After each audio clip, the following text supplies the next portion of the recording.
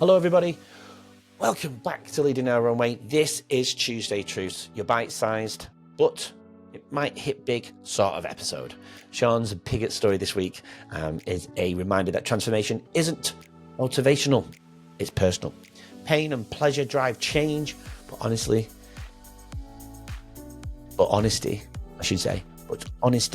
is what keeps it.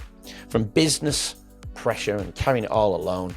Oh no, not carrying alone. He had a lot of people on the way, but internally carrying what's going on the outside alone, to people pleasing and addiction and the fight back to peace. This is about choosing truth and rebuilding your life one day at a time. And hey, just before I let you go into Tuesday Truths, which is only a 14 minute segment today, 39% of you follow the show out of all my listeners. That just shows you.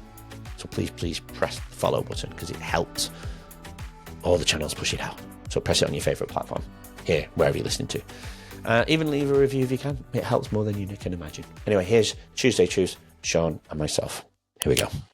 Before we dive in, I want to give a big, massive shout out to our now new proud sponsor, Eshu Skincare, a brand that truly aligns with Leading Our Own Way. This Australian-born company is dedicated to keeping skincare simple, effective, and straightforward. They've made waves in the US, even landed in Macy's and over 300 stores, and now they're back with a renewed focus on healthy skin and real results.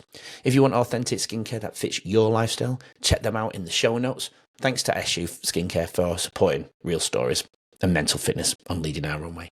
And if you're interested in sponsoring like Eshu Skincare, drop us a message. We'd love to connect.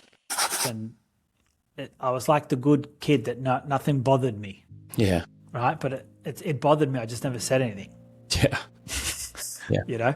I didn't want to cause conflict because I wanted to be the good boy. I wanted to not be the problem. And, I never really actually lived my life because I never stood up for myself. I never did the things I wanted to do. Yeah. Are you worried about how they might respond? Like, come on, just get on with it, or man up, or move on. Yeah, I've heard all that stuff too myself. Yeah. So my way of handling that was just to not say anything and just let people please is the best way to put it. Yeah, people please, yeah. Not to be the problem and not to, you get labelled the good boy. You anytime you hear that you're not the good boy, then it's like, oh my God, I'm not loved anymore. So you do everything you can to stay as the good boy, and it's like you're never really living your life. You're pleasing everyone around you, but you're never pleasing you. And I guess going through that phase into my early 20s, then 24 came around, and I started obviously going out a little bit more, meeting a few more people, that kind of thing. And then I met some other people that are, a bit older than me and into drugs and alcohol and drinking and parties and this sort of stuff. So, you slowly go along and you start going to these things, and it takes time, but, you're involved and you're getting closer with them and that kind of thing. So you kind of go through that phase with them, and you don't really notice it, but you're walking down the pathway with them a lot further than what you think. But it's not like you're consciously knowing how far down have you gone. So it just sort of becomes normal then. So as it just becomes more normal. So just started doing drugs randomly, like very sparingly at the start, and then obviously got heavier and heavier into it. And then, I seen the life that it could provide through other people. So they were living a life that I was looking at going, how do they afford that car, and how do they, have this money to do all this stuff? And so I guess that also come from a sense of being wanted, and I seen that, and I never obviously put it together when I was in it. No. And at that age, I never knew. But when I reflect back, many years later, I understand that, part of that, when you have something that people want, you then feel like you're needed and you're important. And if you haven't felt like that throughout your life, you start to chase the thing that you never got when you were younger. Want it more. Want it more. So then, yeah, I got into drugs and alcohol. It started as weekend stuff, like it always does. And then it got into the whole point of, I guess getting it and dealing it and again, friends only, small stuff. So not a big deal, but that's how it starts. And then someone's friend who's your friend wants it, and then their friend wants it, and so it starts to grow, and you start to see the other side of life. And I guess money's a great motivator to do things sometimes when you're disconnected from yourself and from your own true values and your own integrity. And cause I never had a relationship with myself, I never contemplated any of those things, because those things were never on my mind. They were never important to me. I didn't know who I was. I didn't know what my values were. I didn't know. I disassociated along the lines. I'd people please my whole life. I didn't know who is Shaun Piggott at that age.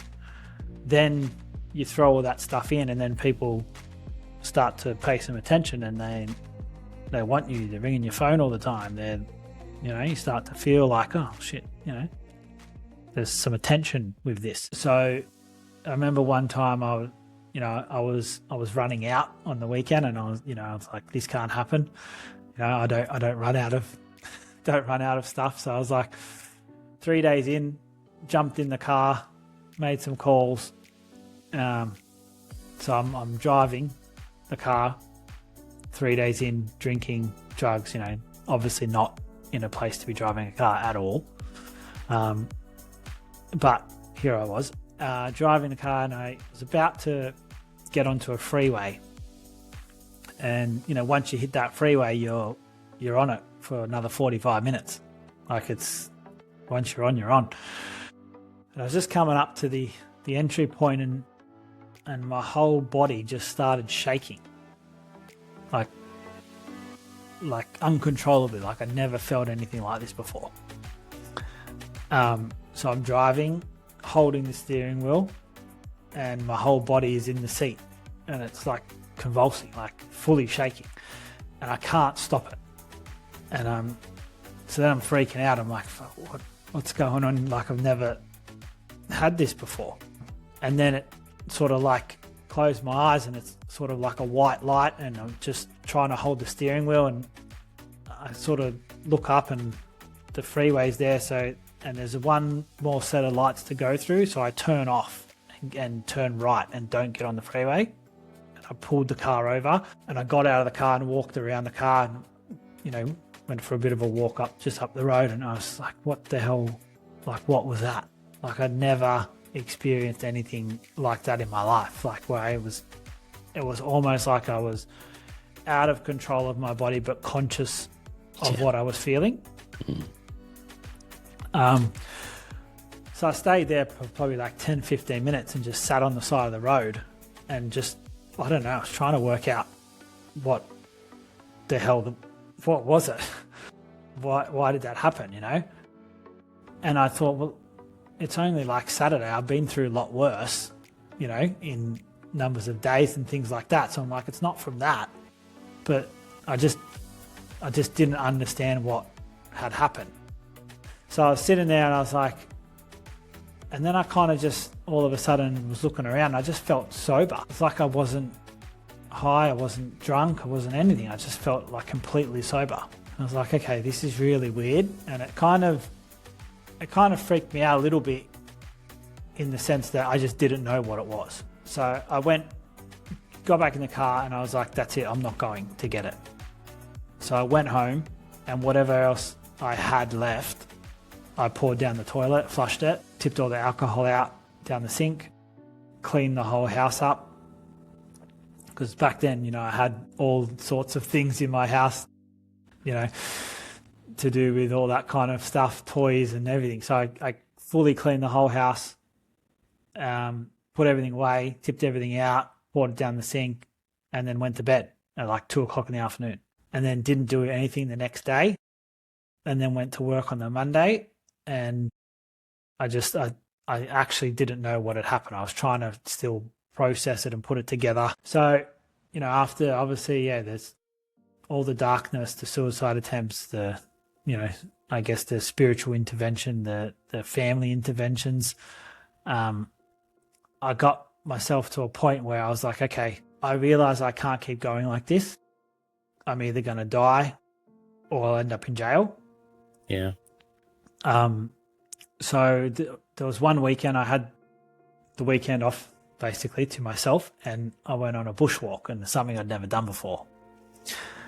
And I did it by myself. So I went into nature and went for a bushwalk, and I went to a national park, and I found like a lake, whatever, and sat there for like 6 hours, and just spent, didn't take my phone, left it in the car. And I just sat there and I just thought about my life and what I'm doing and where I'm heading, and where I'm going to end up if I don't change. And that moment for me was had a huge impact over the next 6 months. So I think in that moment when I got to get out of my own environment and out of all the distractions, and I was really honest with myself at that point. There was no lying anymore. There was no covering things up anymore. It was raw truth, sitting with myself and realizing I haven't been a good friend. I haven't been a good brother. I haven't been a good son. I wasn't a good partner, so all the people in my life I'm friends with, but I'm not being a good influence in their life, let alone my own. And sitting with that by yourself is pretty heartbreaking when you realize, some of the places you've been to in your own mind, I guess multiple suicide attempts, and then not most weekends not caring if you wake up or not. It gets pretty dark in those moments. So processing all of that, by myself, and it was pretty heavy. So I think from that moment I decided that, I wanted to change, and I was sick of my own life, and I had a choice to make. Was that the day you faced everything? It was the day that I decided to start facing everything. I think it doesn't happen in it has to happen in every single moment. You don't just decide one day and it's all of a sudden it's great. I made a decision that day that I was gonna, after sitting there for that long, I had a decision to make about my life. I would have either ended up dying or going to jail or whatever. And I was like, I can't live that. I can't let that be my life. It was so confronting, and it was so serious because I'd actually had, a couple of close moments with police and things like that, nearly getting caught. I've been pulled over multiple times. Lucky I didn't have anything in the car. I was with the people around me were getting arrested. So I wasn't far off it. They obviously knew certain things, but they also want to get as much evidence on you as they can before anything happens. So there was elements of that where I was like, if I don't make a decision will be made for me. Yeah. So I think that was the day that I knew I needed to change. I didn't have full visibility over what that really meant or what it would look like, but I just knew that I couldn't keep going was the main part of it. So that was a really big pivotal moment. What you just witnessed is only a snippet of our amazing conversation this week. This is what Leading Our Own Way is all about. Real stories, real transformation. If you're watching this before Wednesday, part 1 dropped yesterday and part 2 releases tomorrow. But if you're already here after Wednesday, all parts are available now. Head to YouTube, Spotify, Apple Podcasts and every other major platform and look for the numbers on the bottom left-hand corner of the episode's covers to start with part 1.